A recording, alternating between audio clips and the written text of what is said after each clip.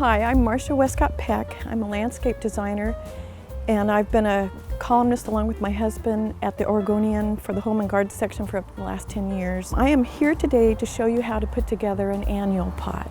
An annual pot will bloom all summer long, and it can add a lot of interest to your garden. Let's get started. The first thing you want is to get a pot, and you need to figure out where you want it in your garden and how it relates to the other plants that are in your garden.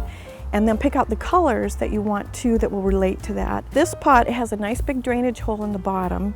I added coconut fiber to the bottom so that the soil stays in the pot.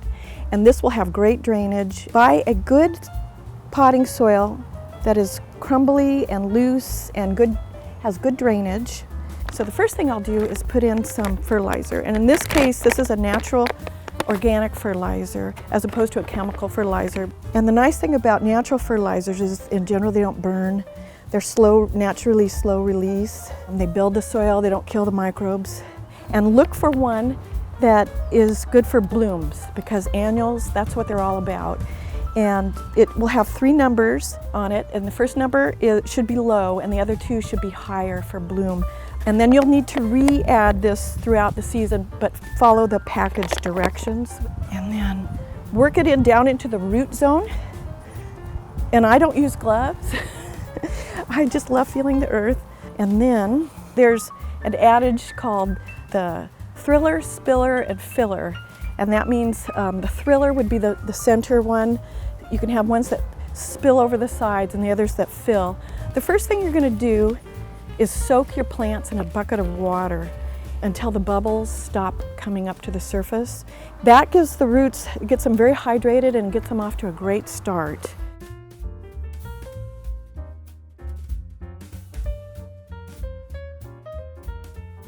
So this is going to be our thriller.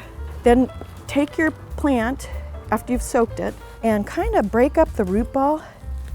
And this lets the roots grow into the adjacent soil more freely.